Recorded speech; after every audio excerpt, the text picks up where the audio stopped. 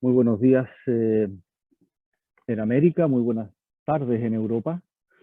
Soy Roberto Guerrero, socio a cargo del área de fusiones y adquisiciones de la oficina de Santiago de Chile de Cuatro Casas. Quisiera darles a todos una muy cordial bienvenida a este webinar, esta iniciativa internacional sobre el nuevo M&A que está surgiendo a través de las SPACs. Agradezco muy sinceramente a todos los que nos acompañan en este día. Tenemos además la satisfacción de comentar que ha sido tal el interés por participar que tenemos más de 200 personas ahora conectadas y que han demostrado que esta nueva forma de inversión y de materializar adquisiciones de empresas está captando la atención también en Latinoamérica, región en la que vamos a enfocar nuestro análisis hoy día. Contamos con la muy valiosa colaboración conjunta de dos firmas líderes en sus respectivas jurisdicciones, Cuatro Casas en la península ibérica y en Latinoamérica, y Simpson Thacher and Bartlett en Estados Unidos, que están compartiendo talentos y conocimientos para hacer de estos momentos que vamos a pasar juntos una ocasión provechosa para describir esta forma de inversión y plantear además sus principales desafíos para la región. Me acompañan en esta oportunidad Pilar Illanes, asociada de la oficina de Santiago de Cuatro Casas, Todd Kreider y Jaime Mercado, socios de la oficina de Nueva York de Simpson Thacher y muy involucrados en la práctica latinoamericana. Y además Juan Felipe Vera, socio del área mercantil de la oficina de Bogotá de Cuatro Casas, y entre todos hemos preparado el programa que les vamos a presentar hoy. Todos los presentes probablemente hemos oído con mayor o menor frecuencia acerca del fenómeno de las SPACs. Todos hablan de ellas. Los medios más importantes del mundo les dedican artículos, análisis, etc. Se habla de la nueva moda, se habla del nuevo mecanismo que triunfa en Wall Street, de tendencia que causa frenesí, como podemos ver en algunas de las publicaciones que estoy mostrando. También en las últimas semanas se alerta acerca de sus problemas de un incipiente pero al mismo creciente aumento de litigios relacionados con estas inversiones, de nuevas regulaciones que frenarían su desarrollo. Aún así, los números de los últimos años son elocuentes. Todos los gráficos que estoy compartiendo muestran un crecimiento verdaderamente exponencial tanto del número de SPACs como del monto invertido en ella y también de los volúmenes de compraventas de empresas y de las valorizaciones que se pagan por estas empresas. Y la pregunta que uno se hace es, ¿qué hace que un vehículo que existe hace más de 30 años esté ahora despegando de esta manera y se esté empleando con tanto éxito? Y más allá, ¿qué debiéramos esperar en Latinoamérica? Durante los próximos 15 minutos vamos a explicar qué es una SPAC, cómo se forma, cuáles son sus principales características. Y luego, en los siguientes 20 a 25 minutos, nos enfocaremos en describir cómo es el proceso de adquisición de empresas realizado por estas estructuras, el proceso denominado de-SPAC o de-SPAC, sus desarrollos recientes más relevantes y cuáles son sus principales desafíos actuales. Y para finalizar, vamos a destinar la última media hora a una conversación en la cual esperamos que los expositores podamos traspasar conocimiento y experiencia en relación a preguntas y comentarios que ustedes planteen. Y para eso les vamos a pedir que escriban directamente en la sección de Q&A que está abajo en sus pantallas, y si por alguna razón no pudiéramos contestarlas todas o quedaran cosas pendientes, también pueden escribir a la dirección que se señala ahí, webinars@cuatrecasas.com, y esperamos poder darle respuesta pronta. También sabemos que todos los que están asistiendo hoy tienen muchas ocupaciones y por lo mismo queremos ser muy rigurosos con el tiempo y cumplir el compromiso de terminar muy a tiempo con el webinar. No esperamos estar más de 1 hora y cuarto reunidos. Si quedan preguntas por contestar o cosas por aclarar, por supuesto, estaremos muy encantados de quedar en contacto con ustedes en los días siguientes. Y para comenzar, entremos desde ya en materia. Voy a dejar con ustedes en primer lugar a Pilar Illanes. Gracias, Roberto, y muchas gracias a todos por acompañarnos en esta sesión. El objetivo de esta primera presentación es exponer sobre los principales aspectos de una SPAC, o compañía de adquisición de propósito especial. La figura de la SPAC nace en Estados Unidos en la década de los 90, y desde entonces las SPAC han ido evolucionando y se han ido redefiniendo, dado a que se han ido sofisticando tanto los inversionistas que optan por este vehículo de inversión, como también los patrocinadores que las llevan adelante. De esta forma, las SPAC se han ido posicionando en los últimos años como una alternativa innovadora en el mercado norteamericano, en el mercado europeo y últimamente también en el mercado latinoamericano. ¿Qué son las SPAC? Las SPAC, cuya sigla corresponde a la abreviación de Special Purpose Acquisition Companies, son compañías que sin llevar a cabo operaciones comerciales y sin tener un plan de negocios preestablecido, se forman con el solo fin de recaudar un determinado monto de capital a través de una oferta pública inicial de acciones, para posteriormente, con ese monto recaudado, financiar la adquisición, fusión u otra operación comercial con una compañía privada operativa, es decir, que ya está en funcionamiento, que es lo que vamos a denominar como empresa target. Entonces, los elementos más importantes de la SPAC es, en primer lugar, que se tratan de compañías inactivas, vacías, sin operaciones, sin activos, por eso muchas veces se las conoce como shell companies, es decir, son solo un cascarón. Y en segundo lugar, la ausencia de un propósito definido al momento de la creación de la SPAC. Entonces, la pregunta lógica que surge es, ante tanta incertidumbre, ¿qué es lo que motiva a un inversionista para invertir en SPAC? Y además de ciertas características de la SPAC que vamos a revisar a continuación, parte de esta respuesta responde a la experiencia de los fundadores. El equipo de gestión de la SPAC está compuesto por personas con trayectoria y reconocida experiencia en una industria o en un sector empresarial en particular. Entonces, las personas que forman la SPAC confían que su trayectoria de negocios les va a permitir identificar una oportunidad de adquisición rentable y así poder completar una transacción que va a resultar en el crecimiento económico de una empresa que cotiza en bolsa. Y es justamente eso lo que buscan los inversionistas detrás de la inversión en la SPAC. Por eso muchas veces se dice que las SPAC son instrumentos en que los inversionistas apuestan más en las personas que en los números. Y por lo mismo, el éxito de una SPAC está dado en gran medida por la reputación de sus gestores. ¿Cómo funcionan las SPAC? Los patrocinadores de la SPAC van a recaudar fondos mediante esta oferta pública inicial de acciones con el fin de llevar a cabo una inversión en una determinada industria, sin un target identificado aún. No existe un objetivo específico, sino que solamente la búsqueda de oportunidades en un sector determinado y por un periodo de tiempo previamente establecido en que los patrocinadores de la SPAC tienen que llevar a cabo la operación. En forma paralela, generalmente existe una compañía privada que necesita un camino rápido a los mercados de valores en búsqueda de liquidez y que ya sea por necesidades de tiempo o bien de recursos, no puede acceder a esos mercados por sí misma. Entonces, generalmente, la estructura que se sigue consiste en que la compañía privada o empresa target se fusiona con la SPAC, siendo la SPAC la entidad que sobrevive, pero solamente como estructura externa, es decir, solo para aprovechar la naturaleza de empresa cotizada que tiene la SPAC.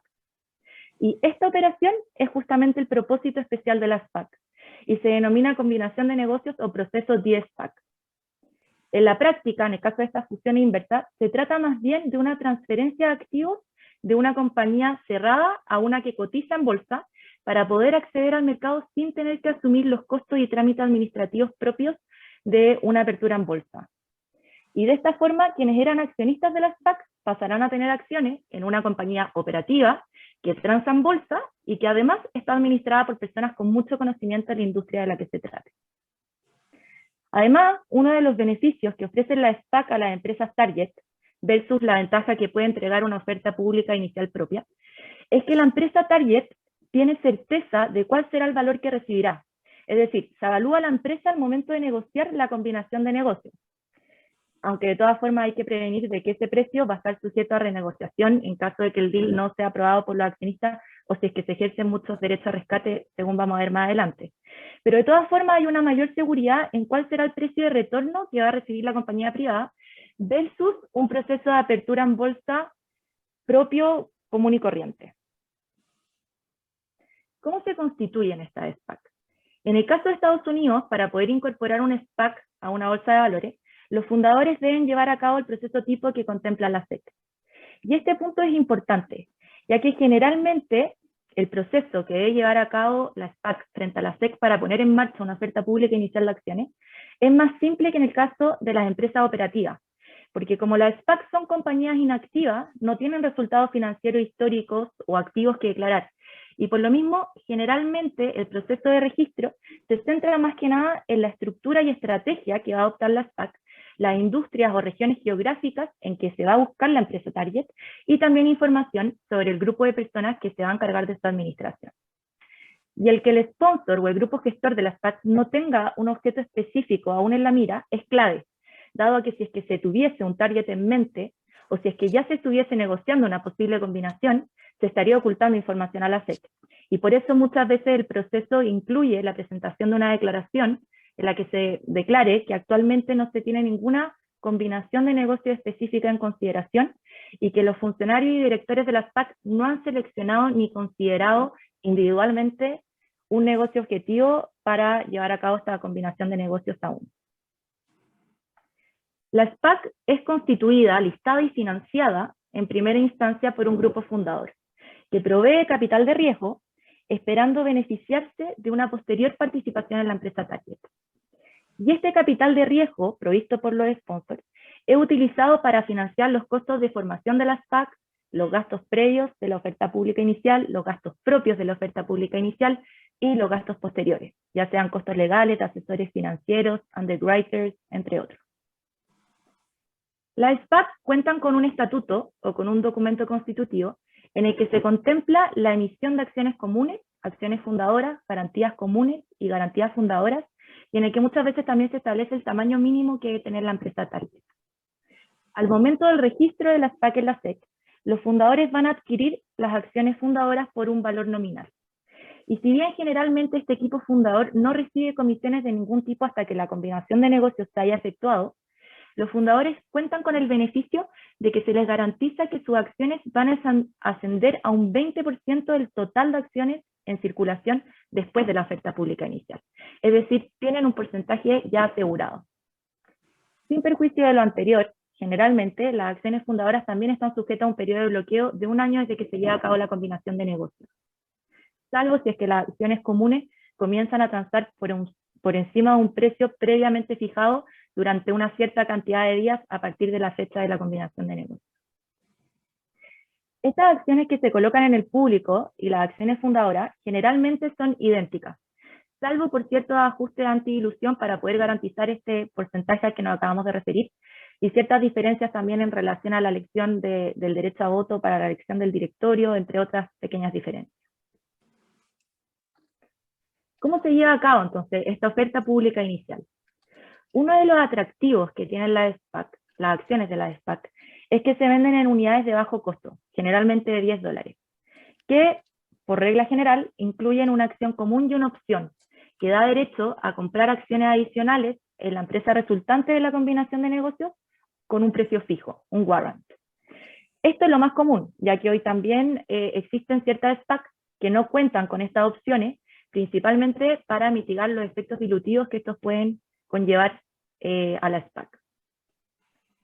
Posteriormente a la oferta pública inicial, estas unidades se vuelven separables, de modo que las acciones que los accionistas pueden intercambiar unidades, acciones u opciones, y cada uno de esos valores va a cotizar por separado en la bolsa de valores.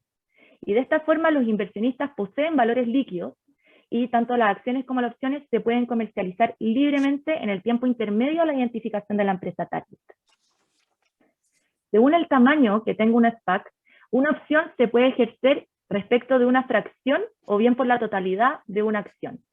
Y generalmente esas opciones van a poder ejercerse en los 30 días siguientes a la combinación de negocios o bien transcurrido 12 meses desde la oferta pública inicial, lo que ocurra más tarde. Estos fondos que se recaudan en virtud de la oferta pública inicial de acciones son depositados y son retenidos en una cuenta fiduciaria, lo que implica una garantía de transparencia respecto del manejo de los recursos. Generalmente, mientras se encuentran en custodia, estos fondos recaudados se invierten en valores del gobierno de Estados Unidos a corto plazo y solamente se puede liberar principalmente para financiar la combinación de negocios, el reembolso o rescate de acciones, que vamos a ver más adelante, y el capital de trabajo posterior a la combinación de negocios. Asimismo, algunas legislaciones autorizan a retirar parte de los intereses obtenidos sobre estos fondos en custodia para financiar el pago de impuestos y de capital de trabajo. Una vez que la SPAC ha recaudado el capital en virtud de la oferta pública inicial de acciones, el equipo directivo va a comenzar a buscar una oportunidad de adquisición y va a negociar una fusión o un acuerdo de compra para poder llevarlo a cabo. Si bien no hay un tamaño máximo que tiene que tener la empresa Target, sí hay un tamaño mínimo. Recordemos que el 100% de los fondos depositados en la cuenta fiduciaria de la SPAC deben emplearse para financiar la combinación de negocios, por lo que una empresa relativamente pequeña no sería un candidato adecuado para la adquisición de una SPAC relativamente grande. Esta etapa en la vida de la SPAC, la combinación de negocios, es lo que se conoce como el proceso de-SPAC. Para estos efectos, los gestores van a tener un plazo de 18 o 24 meses desde el cierre de la oferta pública inicial para identificar una empresa target y llevar a cabo este proceso o esta operación. En ciertos casos, y dependiendo también en qué etapa de la búsqueda de la empresa target o negociación de la combinación de negocios está, se permite a la SPAC poder extender el plazo dentro del cual se debe llevar a cabo la combinación de negocios hasta por un máximo de 36 meses desde el cierre de la oferta pública inicial, si es que a la fecha de la expiración del plazo inicial ya se había firmado una letter of intent o en los casos en que el patrocinador aporta capital adicional a la cuenta fiduciaria. Y en estos casos también va a ser necesario ofrecerle a los accionistas el derecho a rescate al que nos vamos a referir a continuación. Si es que transcurrido el plazo, la SPAC no lleva a cabo la combinación de negocios, la cuenta fiduciaria se liquida, se le devuelven a los accionistas los montos aportados y las acciones y las opciones de los fundadores expiran sin valor. Como parte de todo este proceso, la SPAC debe someter a la votación de los accionistas la oportunidad de negocio que ha encontrado, de manera de que ellos voten a favor o en contra de llevar a cabo la misma. Asimismo, la SPAC le tiene que ofrecer a los accionistas una especie de derecho a rescate, que consiste en el derecho de poder canjear sus acciones comunes a cambio de un porcentaje de los fondos mantenidos en la cuenta fiduciaria equivalente al monto de su aporte. Y esta es la gran garantía que ofrece la SPAC a los inversionistas. Generalmente solo los accionistas que votan en contra de la combinación de negocios podrían acceder al canje, pero muchas veces también los estatutos de la SPAC establecen que esta opción de rescate debe ser ofrecida a todos los accionistas una vez efectuada la votación, independiente de si estos votaron a favor o en contra. Por otra parte, muchas veces también se firman acuerdos previos en que los sponsors o los directores de la SPAC se comprometen a no ejercer este derecho a rescate y a votar a favor de la combinación de negocios, lo que ya asegura el voto favorable de un buen porcentaje de las acciones. Esto también da paso a que, teniendo los inversionistas iniciales una acción y una opción, pueden pedir el reembolso de su acción, pero mantener su opción. Y de esta forma reducen su riesgo, pero al mismo tiempo dejan la puerta abierta a partir del ejercicio de sus opciones para poder obtener rendimientos futuros. Cabe destacar que en forma paralela, la SPAC podrá negociar con inversionistas institucionales para financiar parte del precio de la combinación de negocios. También hay casos en que se celebran contratos con estos inversionistas que son una especie de contrato de compra a plazo con la SPAC, en virtud del cual, en caso de que después del ejercicio del derecho a rescate se necesiten más fondos, ellos se comprometen a comprar las acciones adicionales que se emitan. Por otra parte, si la SPAC requiere capital adicional para poder realizar la combinación de negocios, los fundadores también pueden aportar fondos adicionales. De todas formas, para evitar que la cuenta fiduciaria se vea muy afectada en virtud de los ejercicios de derecho a rescate, existe también la posibilidad de acordar prohibiciones de retiro o reembolso, por ejemplo, para los inversionistas con participaciones muy grandes o para evitar colusiones que puedan bloquear la combinación de negocios. Como última pregunta, ¿cuál es el resultado de la combinación de negocios? El resultado final de la operación va a depender de la forma en la que se estructuró la SPAC y va a poder variar en la medida en que sea la SPAC, la empresa target o un tercer vehículo el que sobreviva a la operación. A modo de ejemplo, muchas veces, completada la combinación de negocios, las acciones de la SPAC como tal son retiradas de circulación en bolsa, los fundadores se van a beneficiar con una participación importante en la nueva empresa y los demás accionistas van a recibir una participación en la empresa target que pasa a ser cotizada en bolsa según su contribución de capital. Entonces, lo expuesto hasta ahora corresponde a grandes rasgos a qué es una SPAC, cómo se forma, cómo funciona, y en poder diferenciar los dos momentos esenciales en la vida de una SPAC: su constitución y la puesta en marcha de la oferta pública inicial, que es una etapa sin mayores complejidades, y luego la etapa de de-SPAC o combinación de negocios, que consiste en una transacción de money, que en este caso puede ser más compleja considerando que existe un límite de tiempo y de recursos para llevar a cabo la operación, y generalmente una serie de requisitos de registro posteriores a la combinación de negocios. Esto sería entonces por mi parte una breve introducción sobre la figura de la SPAC.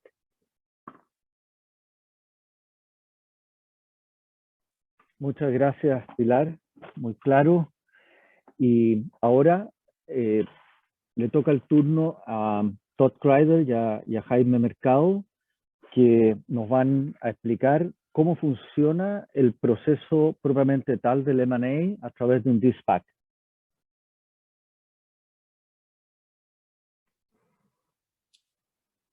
Jaime, ¿quieres hacer un kickoff de...?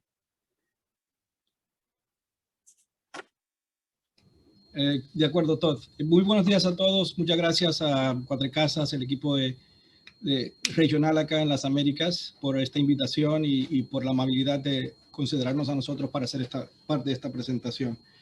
Un poco para hacer un comentario un poco más globalizado que aquí en nuestra primera filmina vamos a tocar un poco más de detalle. Cuando hablamos de inversionistas en SPACs, la gran parte de los inversionistas que tienen interés en hacer inversiones en SPACs son fondos de pensiones, los tradicionales inversionistas en estilo private equity. Y estas entidades, pues les interesa bastante las posibilidades y las opcionalidades que trae el SPAC. Como Pilar estaba destacando, gran parte de la presentación a un SPAC es tener la posibilidad para el inversionista de hacer inversión con gente muy calificada de una industria particular, donde no le están cobrando un management fee y donde potencialmente le traen una transacción que si le gusta proceden y si no, pues pueden redimir. Y esas opcionalidades, pues creo que son, gran parte de la motivación para el aumento tan increíble que Roberto indicó al inicio en inversión en SPACs recientemente. Sí, otro punto, Jaime, interesante, ¿no? En los Estados Unidos, obviamente, siempre los grandes fondos hay un apetito de ciertos high net worth individuals y otros de treasuries, ¿verdad? No risk es cash equivalent y empresas y otros. Entonces, siempre hay mucha demanda para treasuries en el mercado. Y esto, obviamente, te permite tener treasuries porque todo el dinero está en treasuries, pero con opcionalidad. Entonces, si tú tienes un portafolio y vas a tener 10 billones de dólares en treasuries moviendo dentro de tus diversos fondos, esto es una forma de tener treasuries dentro de un trust y comprar la opcionalidad que te da el equipo y obviamente dentro de eso tienes el unit, como bien nos explicó María del Pilar, que incluye la acción que tiene el valor, pero también la opción que te da el warrant. Entonces, es como un producto interesante dentro de un contexto de un mercado que tiene mucha inversión en treasuries, que te permite mantener esa inversión y ganándote una opción. Correcto. Entonces, Roberto, si puedes retroceder un poco a un par de filminas, la que tiene las burbujas. En esta filmina lo que queríamos hacer era un poco ilustrar las diferentes áreas de overlap que tienen las partes interesadas que lidan con los SPACs. La primera burbuja a mano izquierda trata de los inversionistas de lo que acabamos de hablar. ¿Por qué les hace sentido y cuáles son las motivaciones? Pues aquí tienes una lista de ítems. En particular, creo que, o sea, estos son los puntos más relevantes de lo que nosotros, basado en experiencia, vemos como incentivos para los inversionistas, tener la opcionalidad, como comentamos, y también esa opcionalidad pues tiene una máximo de 24 meses de exposición al mercado. Y como decía Pilar previamente, pues evidentemente también tienen, en adición al derecho de redención, tienen el derecho o sea, quedarse con la opción del warrant, que presenta un potencial valor adicional. Y evidentemente, para los fundadores, los patrocinadores, si quieren, del SPAC, pues son gentes que son de una industria en particular. La posibilidad de hacer un IPO en SPAC le da credibilidad a ellos cuando se aproximan a una potencial adquirida para o sea, mostrar que tienen dinero en caja, que no tienen ninguna necesidad de hacer este apalancamiento de la compañía en caso de que la adquisición proceda. Ellos también tienen incentivos económicos, eso lo hablaremos un poco más adelante, y entre ellos tienen evidentemente la posibilidad de recibir hasta 20% de interés en la actividad. Eso en adición a los warrants también. Y para la adquirida, pues también muy importante saber que tienes una caja disponible para hacer la transacción. Tienes también certidumbre de que el precio actual se va a hacer adquirida la empresa, la fusión va a ser a un precio ya predeterminado. En un IPO ese precio no se sabe hasta después que haces todo el proceso de roadshow y las reuniones con accionistas, etcétera. La compañía también se transforma o sea, relativamente rápido en una compañía pública con acceso a los mercados públicos de equity en Estados Unidos. Y en adición, pues la estructura de la transacción pues le da más flexibilidad a mitigar algunos de los costes típicos de una transacción de M&A, como son temas tributarios, temas regionales que puedan causar demoras en la estructura de una transacción también en el mercado de capitales. Por último, evidentemente, es una transacción de public M&A acá en Estados Unidos, por lo cual no hay una retención de escrow o una indemnización que perdura más allá del cierre. Evidentemente, los accionistas de la empresa se le va a requerir que se mantengan como accionistas de la nueva empresa ya combinada, por lo cual no hay una obligación de indemnizar. No sé, Todd, si Jaime, sí, puedo un par de comentarios, ¿no? Y Roberto al inicio tocó en este tema, ¿no? ¿Cuál es la razón de que hemos tenido esta explosión de SPACs? Más allá de que todo el mundo estaba en casa el año pasado sin nada que hacer y decidieron hacer SPACs. De hecho, en un poco de humor negro por Wall Street se decía que uno conoce a más personas que tienen un SPAC de los que tienen COVID. Y la realidad es que cuando ves los números son increíbles. Y estos números van a tener un impacto dramático en el mercado transaccional en los Estados Unidos y en otras jurisdicciones, por lo menos los próximos 2 o 3 años, ¿verdad? Porque esta explosión en el 20 y 21 tiene ese calendario de 2 años con opcionalidad de extender. Y todos estos sponsors, estos fundadores que han llevado estos SPACs, tienen dinero en riesgo y tiempo en riesgo, buscando comprar a cambio de un retorno enorme, ¿verdad? Es un retorno del 20% sobre la cantidad que ellos levantan en el IPO. Entonces, imagínense un IPO de $300 millones, es un valor de $60 millones, aún sin apreciación, si logran hacer el de-SPAC. Entonces, una de las preguntas típicas es cuánto dinero les cuesta o tienen que poner en riesgo los sponsors. La empresa, al momento de hacer un IPO, tiene un capital de $25,000. Eso es todo. Pero obviamente hay muchos gastos. Hay gastos de abogados que uno puede pensar en $350,000. Los bancos pagan su propio abogado, entonces es solamente los abogados de empresa. Si tienes después tienes auditoría, obviamente como dijo Pilar, no hay nada mucho que auditar, pero sí tienes que preparar los estados financieros y tienen que estar auditados en acorde a las reglas de la SEC. Y después tienes los fees de la SEC dentro del contexto del registro. Y, por supuesto, si logras el IPO, tienes que pagar a los bancos. La estructura de pago de los bancos es interesante. Normalmente, como muchos de ustedes pueden saber, en los Estados Unidos los underwriting spreads son altos, normalmente 5 o 6%, hasta más que eso. En el caso de SPAC hay una convención que son 5%, pero solo 2% se paga en el momento inicial y 3% se paga en el momento del de-SPAC.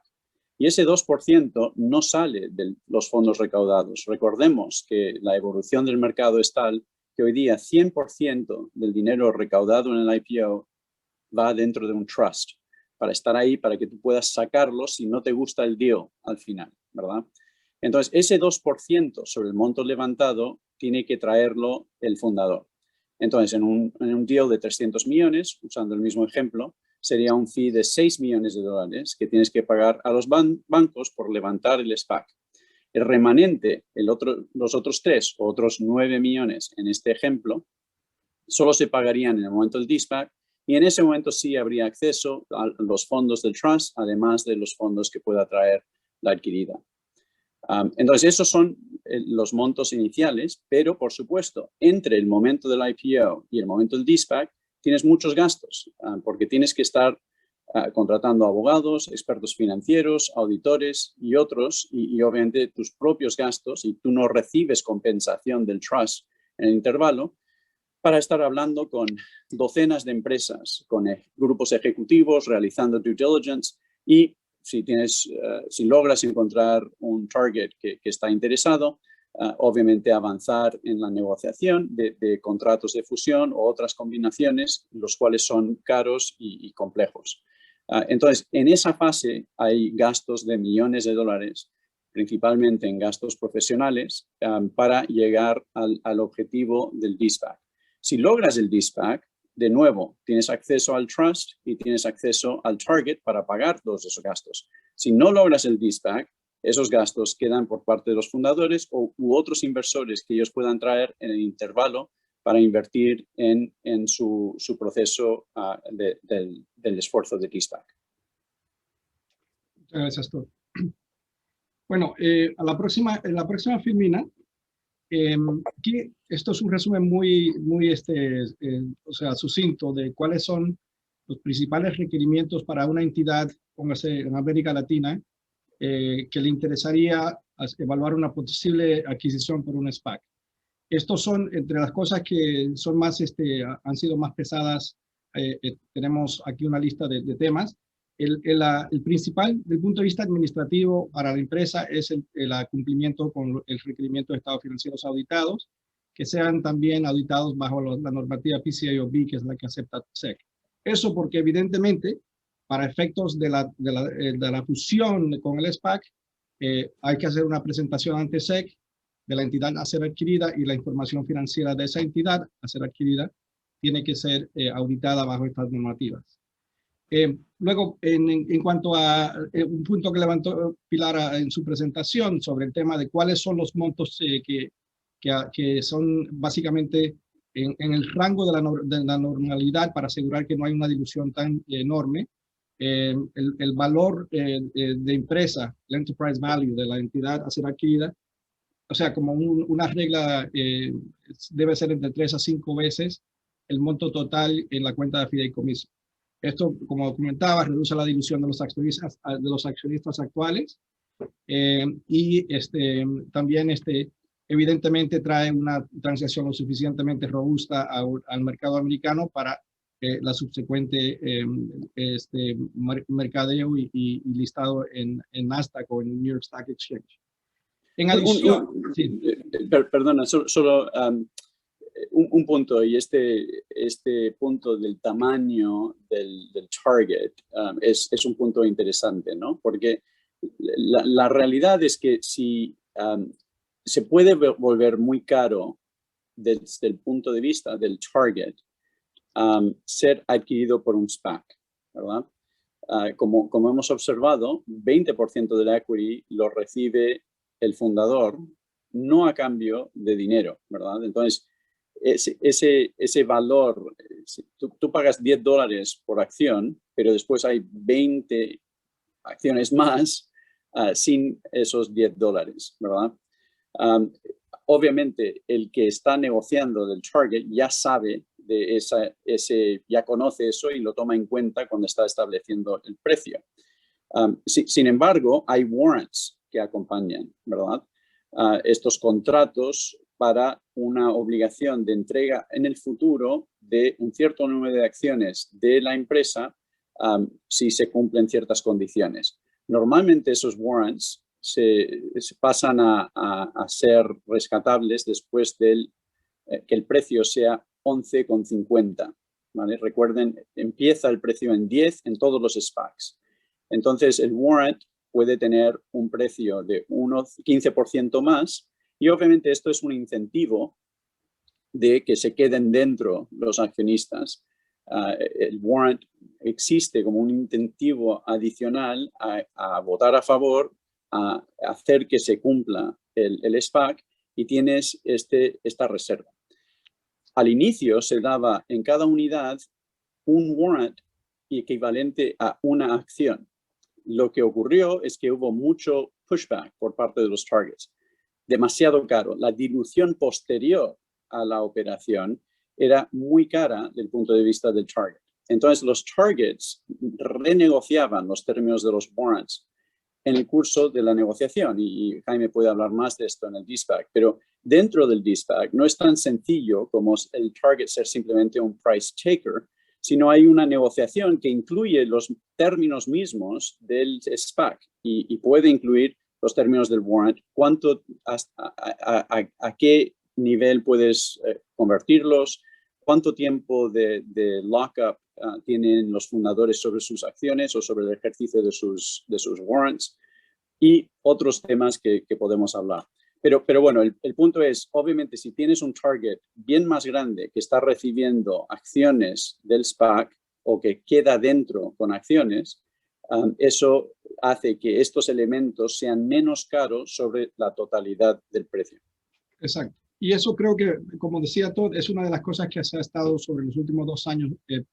Roberto lo indicó ya, con el aumento de los SPACs en el mercado, ha habido cierta resistencia y negociación de los términos económicos dentro de los SPACs, al inicio cuando se levantan, como decía Pilar, y luego también dentro de la negociación con el target.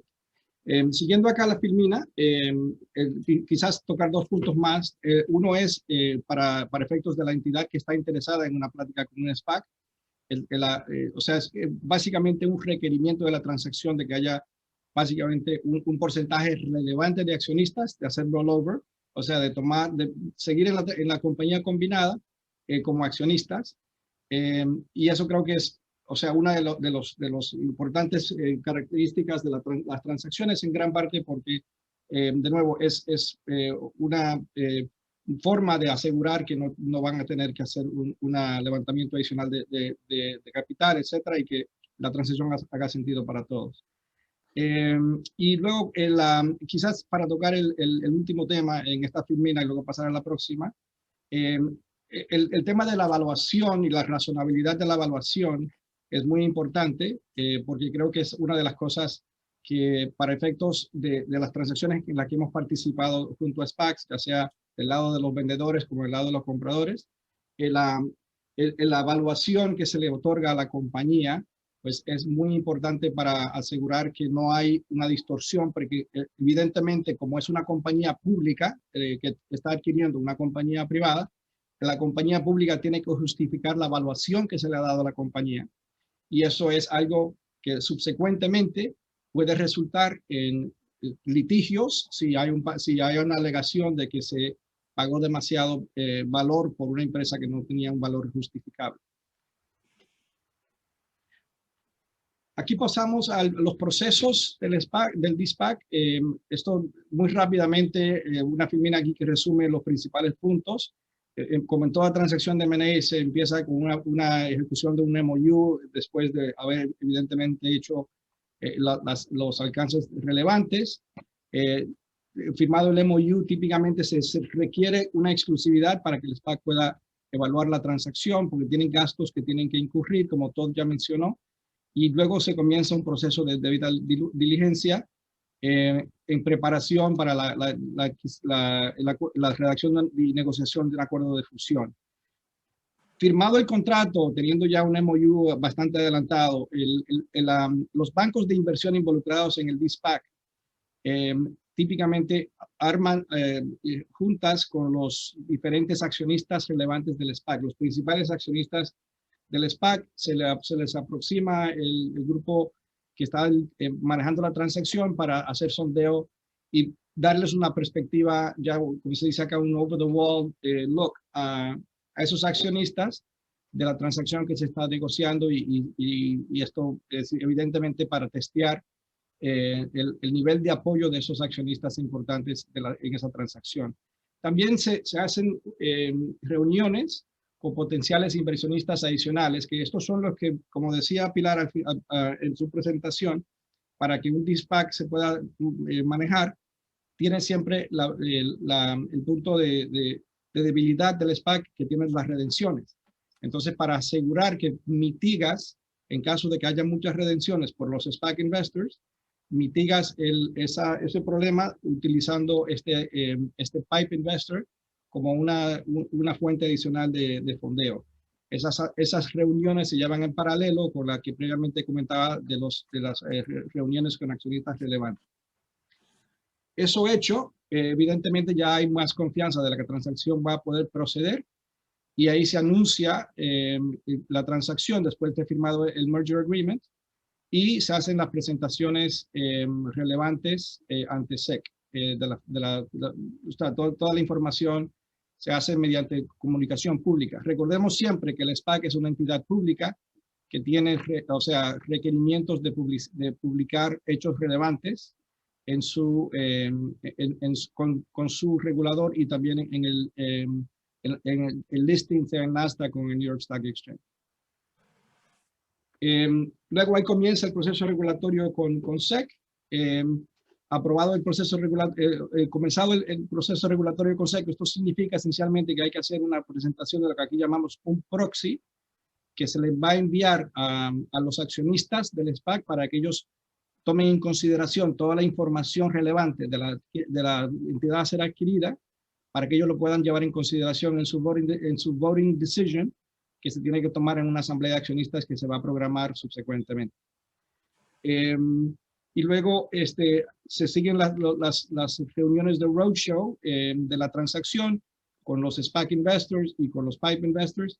Esto esencialmente es el objetivo de vender la operación para crear una progresión favorable de precio. Recordemos que la acción del SPAC durante todo este proceso está tradeando en Nasdaq o New York Stock Exchange. Entonces, si al mercado no le gusta la transacción, típicamente es evidente porque el precio de la acción baja debajo de $10. Si al mercado le gusta la transacción, o se queda estable en 10 o sube un poco. Entonces, eso básicamente ya da una reflexión bastante clara de las diferentes receptividad que tiene la transacción. Y luego, sujeto al cumplimiento de las obligaciones en el acuerdo de fusión, ahí se procede al cierre.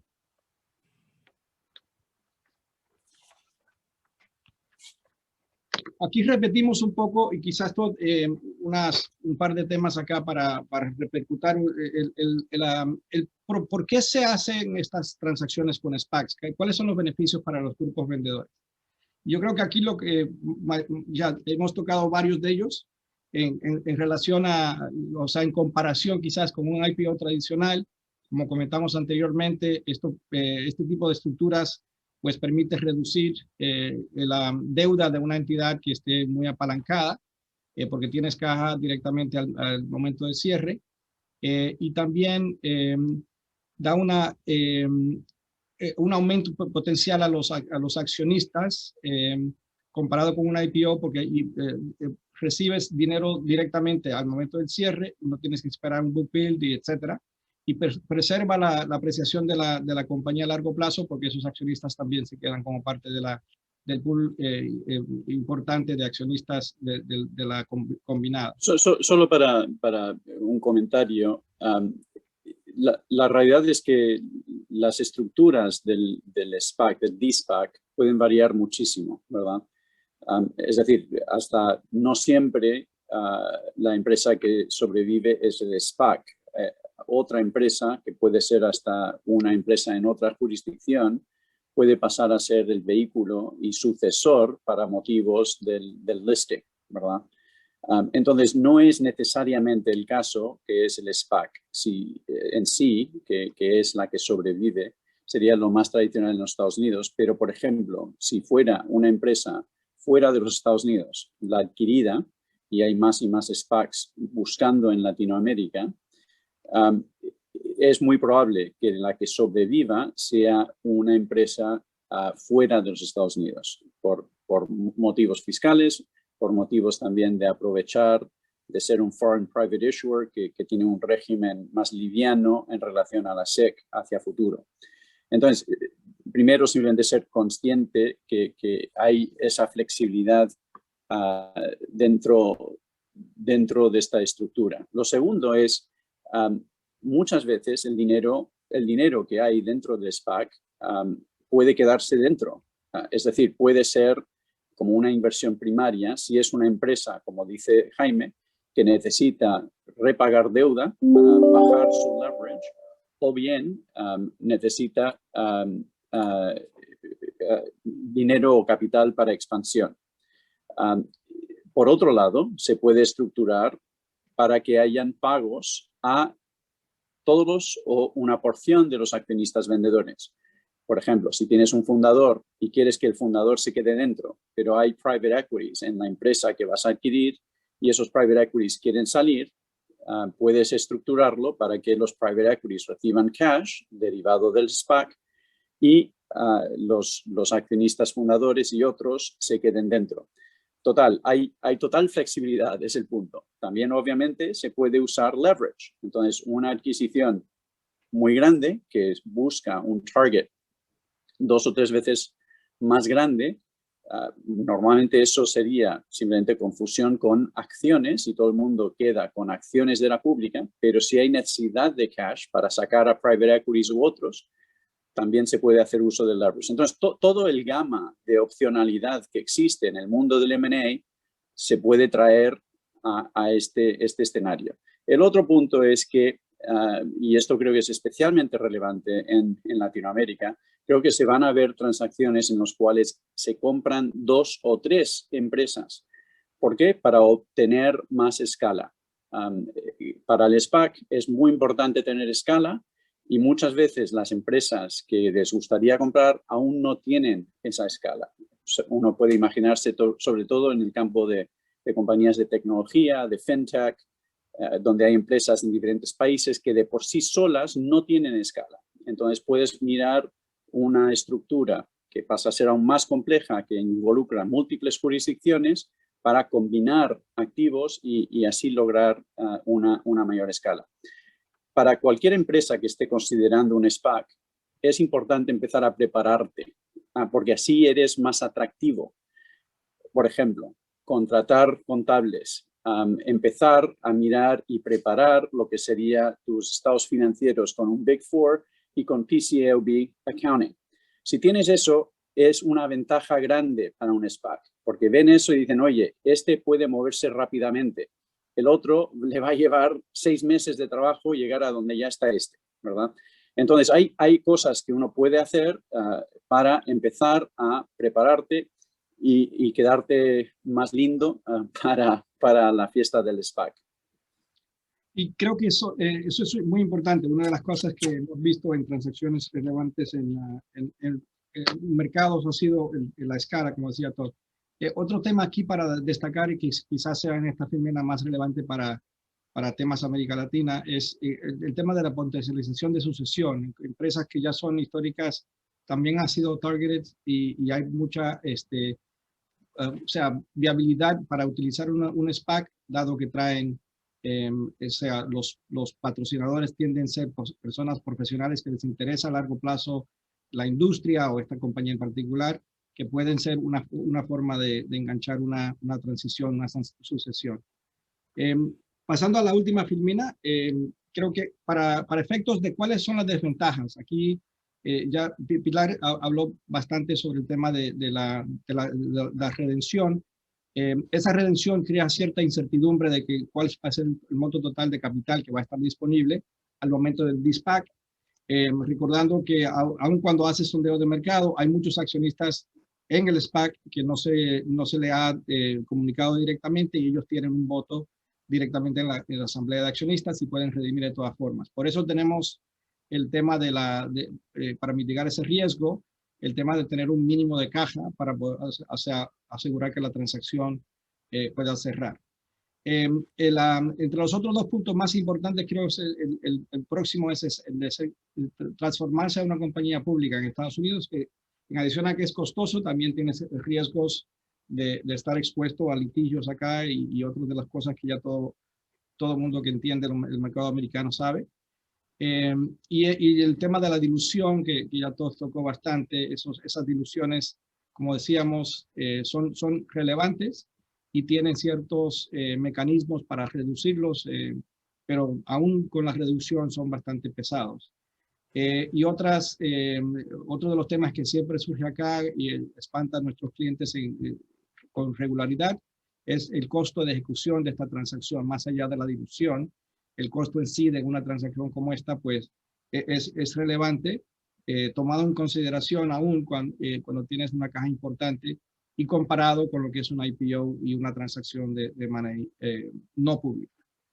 Sí, es un punto, ¿no? Porque los que tienen un SPAC tienden a enfatizar esta idea de velocidad, pero la realidad aquí es que el tiempo que toma es semejante o muchas veces hasta mayor que un IPO, ¿verdad? Recordemos que la empresa Target pasa a ser pública y tienes todo el proceso de proxy en los Estados Unidos, tienes que preparar todos estados financieros y eso pasa por una revisión de la SEC. Entonces, al final es un proceso parecido, pero combinado con un M&A. Entonces, como bien indica Jaime, mientras que el IPO del SPAC tiene costes muy inferiores a un IPO tradicional, costes legales y costes de banco en ese momento, el de-SPAC tiene costes superiores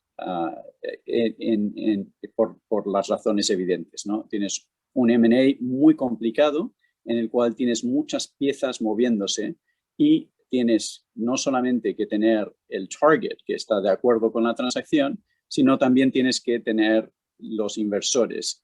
Y esos inversores pueden quedarse dentro o salir y tienen opción de bajar su dinero. Es decir, se puede aprobar la operación y no solamente los que votan en contra tienen opción de sacar sus fondos. Es simplemente una opcionalidad que tienen.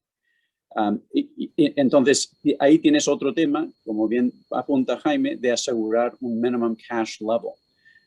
El que tiene el SPAC quiere evitar esa condición porque puede firmar y después, digamos que salen 70% de los inversores y solo tiene 30% del cash, él aún quiere hacer la transacción porque él se queda con sus acciones, ¿verdad?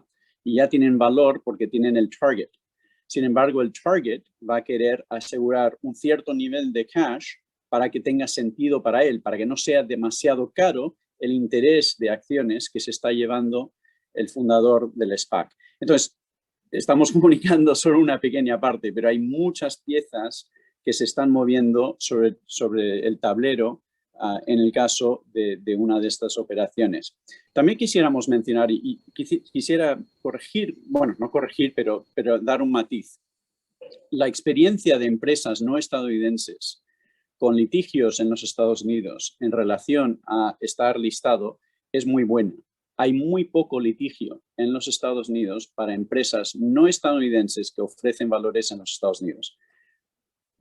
Casi un mínimo para empresas que hacen un 144A.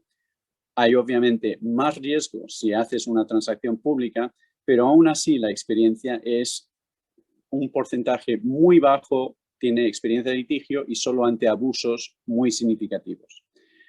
El SPAC, sin embargo, es otra criatura. El SPAC está atrayendo bastante litigio y creemos nosotros que va a seguir subiendo. Primero, un litigio básico que ocurre en mucho public M&A sobre si el disclosure es adecuado. Es casi automático y te cuesta 200.000, 300.000 en tener un settlement y los abogados que traen el caso se van.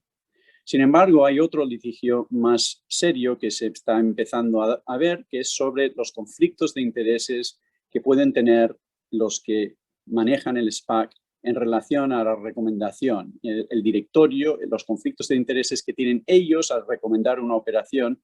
Por eso, como Jaime dice, hay mucha atención sobre el valuation de la empresa que estás comprando. Entonces, esa área de litigio que ahora está viéndose mucho, va a ser interesante estar viéndolo y cómo los tribunales en Delaware y otros lugares lo resuelven. Por fin, una última controversia reciente que está llevando a un periodo, un paréntesis en el mercado del SPAC, de IPOs del SPAC, es el tratamiento de los warrants, si son de deuda o de equity. Y bueno, si hay interés podemos hablar más sobre ese tema. Muchas gracias, Todd. Roberto, creo que ahí concluimos. Aquí tienes un calendario ilustrativo del proceso de de-SPAC. No creo que merece mucho la pena tener a todo el mundo acá repasándolo, pero para que un poco enfatizar lo que decía Todd, esto es esencialmente un proceso de entre 2 y 6 meses, dependiendo de cómo se lleva a cabo y cuán preparada está el target para hacer una transacción. Muchas gracias, Todd y Jaime. Muy ilustrativo y sumamente interesante el punto hecho sobre inversiones cross-border y especialmente hacia Latinoamérica, que creo que es el interés principal de todos los que estamos conectados hoy.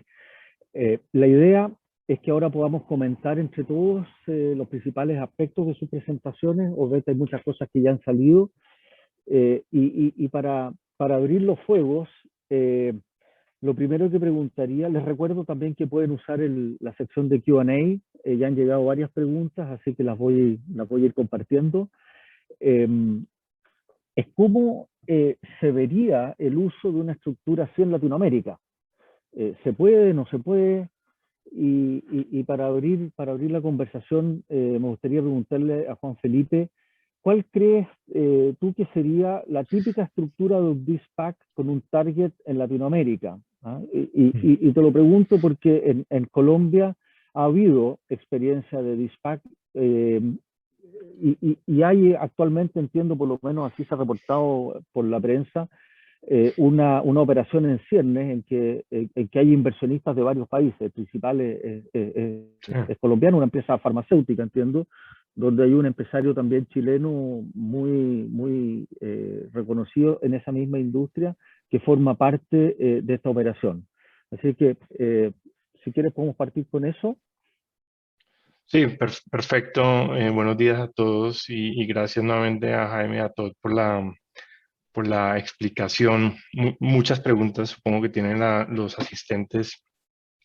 Pero para tu pregunta, Roberto, yo creo, digamos que la forma en que hemos visto que se han estructurado transacciones de de-SPAC con targets latinoamericanos, precisamente creo que tiene que ver con a pesar de poder una sociedad colombiana potencialmente ser emisora de valores y registrados bien sea en Nasdaq o la Bolsa de Nueva York, el tema del readiness, que es estar listo y cumplir con todos los requerimientos que se necesitan para estar allá, creo que hace que la estructura se busque de otra manera. Y la manera de buscarla, pensaría yo, y es como por lo menos en el caso que mencionaste tú, Roberto, ProCaps y pronto una previa de Cleverleaves también.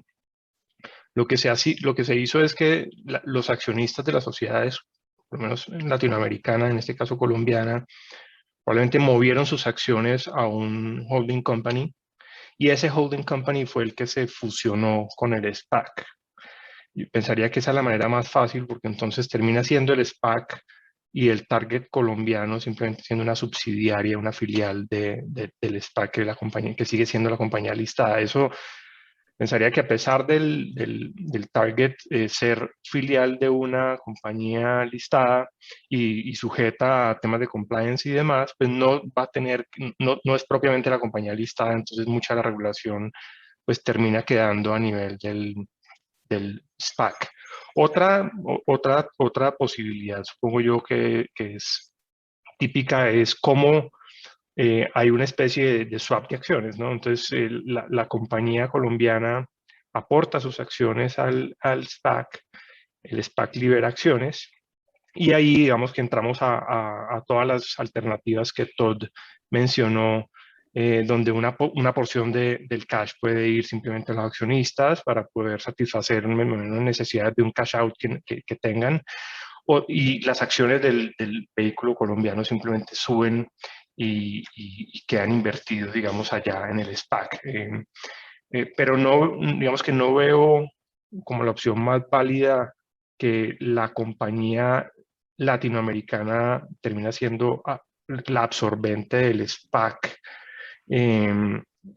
a pesar de poderse regulatoriamente. Simplemente creo que hay formas más fáciles simplemente para evitar caer en todo el tema regulatorio de Estados Unidos. No sé si comparten, Jaime, Todd, esa percepción o han visto, digamos, con otras jurisdicciones que en realidad los targets en otras jurisdicciones sí terminan siendo los listados. Mira, lo que estamos viendo es una preferencia de para una empresa que solo opera fuera, una preferencia de tener una jurisdicción fuera de los Estados Unidos, que puede ser hasta Caimán. Muchas veces puedes ver un nuevo Topco que está en las Islas Caimanes, que es dueña de la SPAC original, y esa en sí pasa a ser la dueña de la nueva subsidiaria en Latinoamérica, ¿verdad? Y de esa forma logras sacarlo de los Estados Unidos, y si satisfaces las otras reglas para ser un foreign private issuer, en concreto que tus operaciones estén principalmente fuera de los Estados Unidos, que tu directorio tenga mayoría no estadounidense y que tus ejecutivos y headquarters estén fuera de los Estados Unidos, puedes pasar a ser un foreign private issuer y eso tiene beneficios significativos a la larga. Okay. Que yo pensaría que lo que tú describes es la opción, la primera opción que yo mencioné, que simplemente está el vehículo operativo, en este caso en Colombia. Los accionistas de ese vehículo han aportado previamente todas sus acciones a un Topco, como tú dices, y ese Topco es quien termina absorbiendo el SPAC y siendo la compañía listada. Eso digamos que hace sentido y creo que está en línea con lo que dije. Entonces creo, Roberto, para contestar esa pregunta, creo que esas van a ser probablemente las estructuras que vamos a ver nosotros en Latinoamérica. Muchas gracias. Hay una pregunta que se hace, digamos, es para Chile, pero también tal vez replicable para otras jurisdicciones. Y la pregunta es si es posible registrar al SPAC como issuer, como emisor. Concretamente pregunta bajo las reglas de la Comisión para el Mercado Financiero en Chile, pero creo que también es muy amplia para cualquier país donde tengamos regulaciones de emisión de valores. Pilar. Sí, bueno, yo creo que en el caso de la CMF sí sería posible el registro de las PAC, solo en la medida en que también se cumpla con los requisitos de registro que se exigen en el extranjero. Ahí tenemos regulación expresa para registro de valores extranjeros, por lo tanto... Sí. Pero yo creo que, posible. pero digamos que entendiendo un poco la lógica de eso, entendería yo que va un poco en contravía con la esencia del SPAC, ¿no? No sé, porque lo que uno entendería es que el fin último del SPAC es poder captar recursos digamos, de estos grandes capitales y poderlos desplegar a países como el nuestro o principalmente que se queden en Estados Unidos. Yo quizás una pregunta que tenía también para Jaime y todo era digamos, ¿cómo ven el mercado latinoamericano? Porque digamos que el tema de escala lo entiendo perfectamente y lo veo, digamos, en empresas de tecnología que coges varios targets y los puedes juntar y hacer una adquisición. Me imagino que la tesis de inversión tiene que ser exactamente la misma, porque pues uno entendería que el SPAC cuando sale, pues que dice claramente tiene que ser en esta geografía y en este sector. Entonces tú tienes que buscar targets que se hablen unos con otros y hacer el bundle y poder hacer la adquisición del SPAC. Pero ¿cómo ven ustedes la posibilidad realmente de traer SPACs a Latinoamérica y lograr cotizaciones en mercados latinoamericanos? Digamos, ¿lo ven como algo atractivo? Y segundo, ¿cómo ven realmente el mercado latinoamericano por tamaño? Porque creo que Todd ya se refirió a eso y dijo, ahí tenemos algunos problemas. Sí, Los tamaños no son... sí, solo quizás, Juan Felipe, escúchame interrumpirte, pero solo para hacer un poco más de hincapié sobre uno de los puntos de la presentación de Pilar que fue muy importante, y es que cuando el sponsor, el patrocinador de SPAC, o sea, presenta el SPAC ante SEC, para hacer el IPO, ellos tienen que tener un fin, o sea, como tú decías, un destino de los recursos. Y ese destino de recursos tiene que ser definido de alguna forma. O sea, pero para darte un ejemplo, como anécdota, uno de los SPACs que representamos en un D-SPAC, la fin de uso era para hacer inversión en consumer products. Entonces, la amplitud tenía o sea, restricción geográfica, que era Europa o Estados Unidos, pero eso era. Entonces, hay una amplitud muy grande que uno puede utilizar como SPAC patrocinador para hacer una inversión justificable dentro de ese. Y recuerda que los SPAC investors están esperando que tú vas a hacer algo que se haga sentido porque lo van a aprobar al final con un voto de redimir o no. Entonces, eso básicamente es el contexto.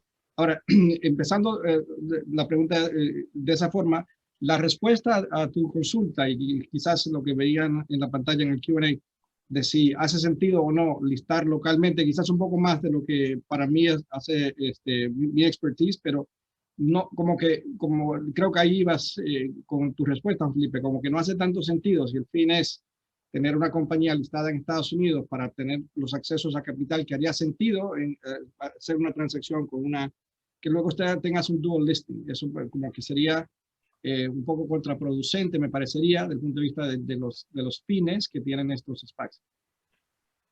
Sí, a ver, para mí, dónde puede existir un SPAC depende de dónde esté el dinero, ¿verdad? Y el marco regulatorio. Y mi entender es que en Brasil, por ejemplo, que es donde más dinero hay circulando en los mercados de capitales en la región, un SPAC hoy día no puede existir. Es decir, las normas de la CVM no lo permiten por lo que requieren en términos de operaciones existentes, divulgación, etc. Y se ha mirado y me ha tocado mirar algo parecido y ahora mismo no funciona. Ahora el regulador lo está mirando porque quisieran, y obviamente los bancos y el mundo financiero en Brasil quisiera poder crear un SPAC brasilero, ¿vale? Entonces tenemos que ver eso. Y ustedes, por supuesto, tendrían que responder así en Colombia, en Chile, en otras jurisdicciones, es un tema posible. Pero más allá de si es posible en términos regulatorios, la pregunta es si hay demanda para ese producto, ¿verdad? Y de inversor americano es dudoso. Es decir, el inversor americano en SPAC le gusta que sean treasuries, que sea una entidad en los Estados Unidos sujeto al reglamento de los Estados Unidos y tiene cierto grado de confort con esos aspectos, ¿verdad? Entonces, ese inversor dudo que escoja. Siempre puede ir al mercado y comprar una acción directamente, ¿no? Entonces, ¿por qué exponerse a ese elemento? El otro punto que levantaste es el tema de scale. Y ahí sí es un tema interesante. Estuve hablando con un cliente que es un target, que tiene un fintech y todo el mundo es el más guapo de la película ahora mismo. De moda. Sí, y él dice que es gracioso porque para el SPAC es como speed dating, ¿verdad? Que estás ahí, tienes media hora para hacer una impresión y saltas al próximo o hasta menos, ¿no? Y que entran ahí, ¿no? Y entonces están hablando y ver si coinciden. Y entonces es un mercado muy fluido, pero que presenta importantes oportunidades, ¿verdad? Porque a diferencia de private equity, donde el private equity sponsor solo gana si al final esto resulta en un buen retorno sobre el tiempo, ¿verdad? Entonces el private equity sponsor es muy selectivo. El SPAC sponsor tiene que invertir y él se beneficia en 20% inmediatamente, ¿verdad? Obviamente, aún si después del de-SPAC el precio baja, él aún tiene 20% de lo que hubo, ¿verdad? Y eso es ganancia puro y simple para él. Y entonces ese conflicto de interés es parte de lo que ahora en el mundo litigio se está apuntando, porque esa persona tiene todo el incentivo en el mundo de hacer un deal, aun si después del deal va a tener una trayectoria negativa, a diferencia del private equity sponsor, y es una diferencia muy importante en términos de los incentivos de los participantes.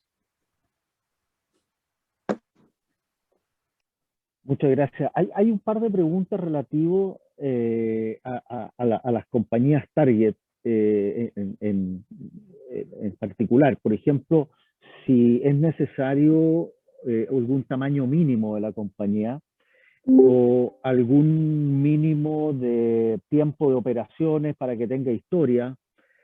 Preguntas de ese tipo, más bien prácticas respecto del tipo de targets que se buscan. Sí, bueno, en términos de tamaño mínimo, no es que haya un requisito en términos de tamaño. Como sabéis, los valores que uno puede transaccionar, sobre todo una empresa de tecnología, son múltiplos muy grandes, ¿verdad? Y pueden ser loss-making y aún así tener valores muy grandes. Entonces, no es que sea una cuestión de tamaño. Lo que sí es, de nuevo, la cuestión de valuation es donde va a haber más escrutinio hacia adelante, tanto en el momento de decidir y por supuesto, lo que pasa a ser la trayectoria en trading de la empresa. Pero no hay de nuevo, también como dijimos, ¿no? Mientras que no hay un tamaño que tiene que ser, sí hay un tamaño de value que tiene sentido o no tiene sentido, ¿verdad? Por los elementos que hemos descrito en relación a dilución. Pues quizás solo para hacer ejemplos y anécdotas en respuesta a esa pregunta, para que tengan un poco el nivel de escala, los SPACs históricos eran, o sea, históricamente un SPAC de $100 millones era grande. Las empresas que han cerrado en América Latina con SPACs incluyen a Tecnoglass en Colombia, que Juan Felipe conoce bien, y esa transacción fue relativamente pequeña.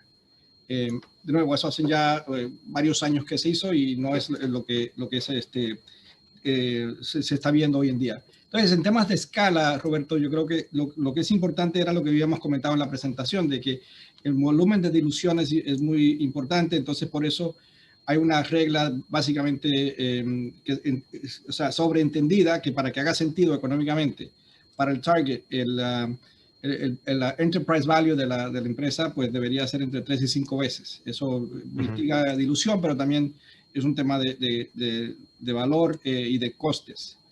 Y yo creo que para efectos de América Latina, lo que estamos viendo acá en Estados Unidos es que las empresas que son más aptas para hacer, o sea, targets de los SPACs, son empresas con menos historia. En América Latina lo que estamos viendo ahora dado el valuation gap que existe, que las empresas que están siendo interesantes para los SPACs son empresas con mucha historia, empresas tradicionales industriales, en un caso que estamos viendo en América Latina, como decía Todd, empresas que quizás son más pequeñas, pero múltiples diferentes targets potencialmente siendo evaluados en diferentes jurisdicciones.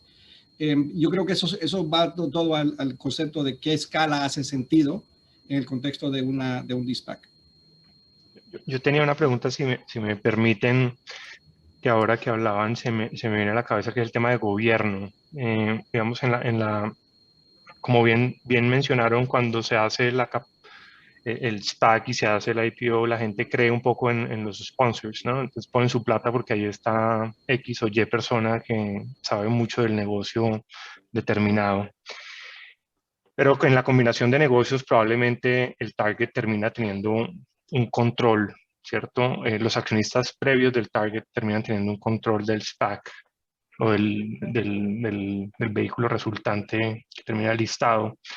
Entonces, el tema de gobierno, de cómo calibran digamos, los sponsors después del de-SPAC, cómo quedan los sponsors montados en temas de gobierno de ese vehículo ya integrado, sobre todo cuando hay harta presión del target colombiano de poder querer tener una participación activa en el SPAC a futuro, pero también los inversionistas creyeron de alguna manera que su inversión iba a estar en manos de esos sponsors tan reconocidos. Entonces no sé si eso presenta algún tipo de dificultad, y creo que es una pregunta que sería de mucho interés, por lo menos para las personas y compañías latinoamericanas que ven realmente como una salida, pero no quieren perder su control. No, es excelente punto. Entonces, dentro de ese contexto hay bastante flexibilidad, ¿verdad? Para una negociación. Obviamente recordemos que el SPAC tiene que aprobar la operación, pero fuera de eso, se puede, si están dispuestos a aprobar la operación, en los Estados Unidos hay mucha flexibilidad en términos de la estructura de capital, ¿verdad? Entonces, primero, en la mayoría de los casos, el sponsor del SPAC se sale. Quizá uno de ellos se quede en el directorio, pero no toman posiciones activas en la administración de la empresa nueva. Obviamente eso puede cambiar en la medida que ellos sean un private equity firm, por ejemplo, o sea un grupo que considera que ellos toman una posición económica más allá de simplemente el sponsor's interest, ¿verdad? Compran más acciones, participan en el PIPE, compran más sponsor warrants y al final acaban con una posición más expresiva y quieren, como consecuencia, estar activamente. También puede ser el caso que cuando están yendo a los accionistas para vender la operación, venden como parte de ese paquete su participación. En ese momento ellos podrían pasar a ser parte de la gerencia y recibir compensación como gerentes, ¿verdad? Recordemos que durante el periodo del de-SPAC no lo reciben. Entonces, todo eso está abierto. La gran mayoría no lo hacen. La gran mayoría dejan a la empresa que compraron con sus fundadores o sus gerentes como los gerentes de lo nuevo, ¿verdad? Y el mercado compra ese paquete, ¿de acuerdo? Y ahí hay mucha flexibilidad. Yo no he hecho una visión, pero en teoría hasta podrías tener un high vote, low vote. En teoría no hay nada que los obstaculice más allá de la aprobación por parte de los accionistas del SPAC. Entonces, si los fundadores en la entidad, en el target, quieren mantenerse dentro, se van a ver diluidos por la participación del público, pueden negociar un high vote stock como condición del SPAC y quedarse dentro. Como es habitual en un listing, normalmente no habría un pacto de accionistas hacia adelante. No hay prohibición, pero normalmente no lo habría. Entonces, si tienes arreglos relacionados con control y querer mantener una permanencia, es o mediante el porcentaje de la empresa combinada con el cual tú te quedas, o bien con un high vote, low vote. O sea, efectivamente, Juan Felipe, de nuevo, con anécdotas, el último de-SPAC que hice, que cerramos en enero, pues tenía gente en la gerencia de la compañía privada que adquirimos, que, o sea, ya completaban la mayoría de los puestos.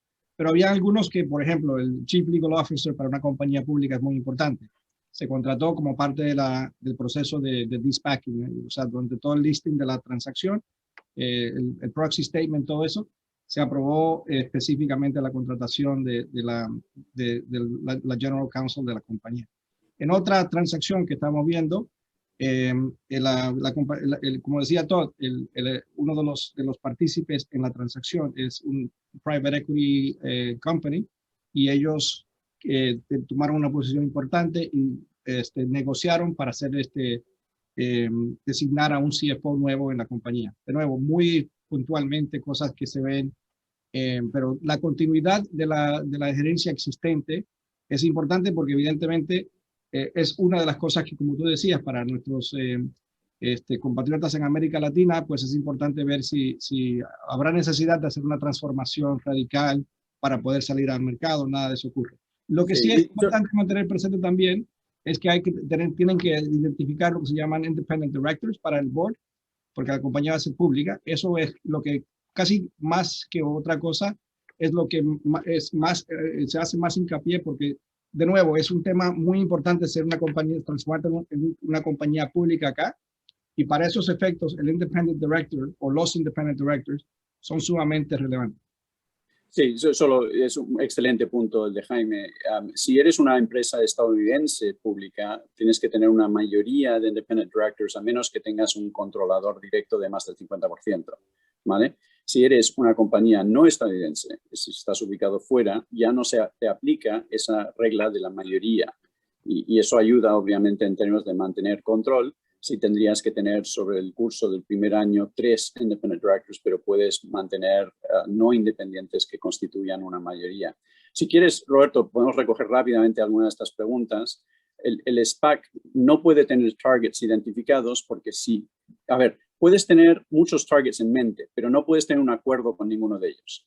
Si tienes un acuerdo o algún entendimiento con ellos, entonces pasas a tener que divulgar quién es y potencialmente tienes que divulgar sus estados financieros, etcétera, lo cual, primero, ellos no van a querer y segundo, no tienes un acuerdo escritos. Pero entonces, obviamente el sponsor puede pensar, oye, yo tengo en idea 10 compañías y de esos 3 son mis preferidos, pero no puedes tener un preacuerdo con ellos, oral o de cualquier tipo, porque entonces pasas a tener un problema de omisión material que vulnera tu estructura.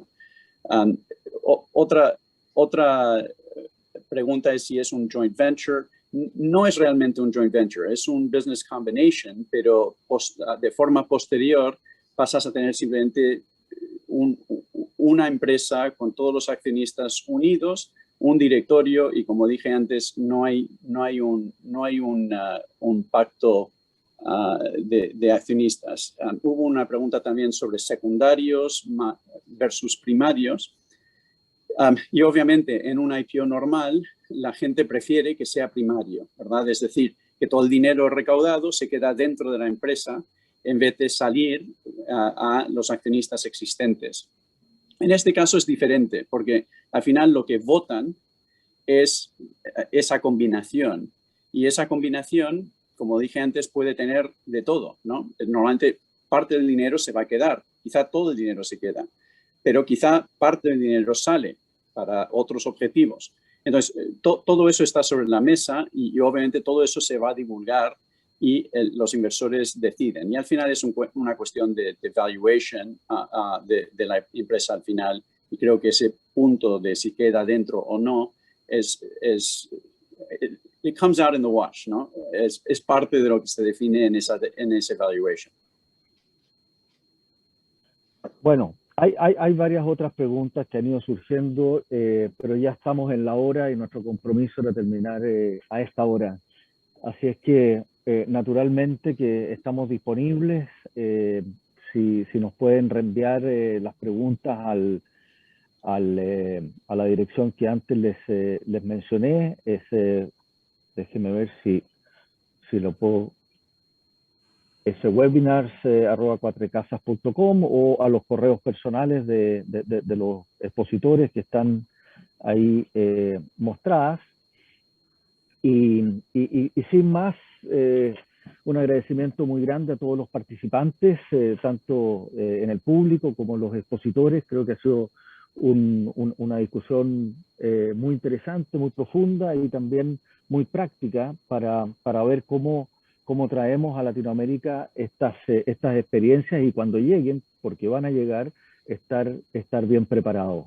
Así que sin más me despido y los dejo invitados para otras ocasiones en las cuales podamos también compartir, así como hoy día, otros temas de interés en materia de M&A y de inversión cross-border. Muchas gracias a todos por su participación y espero verlos pronto. Gracias, Roberto. Gracias.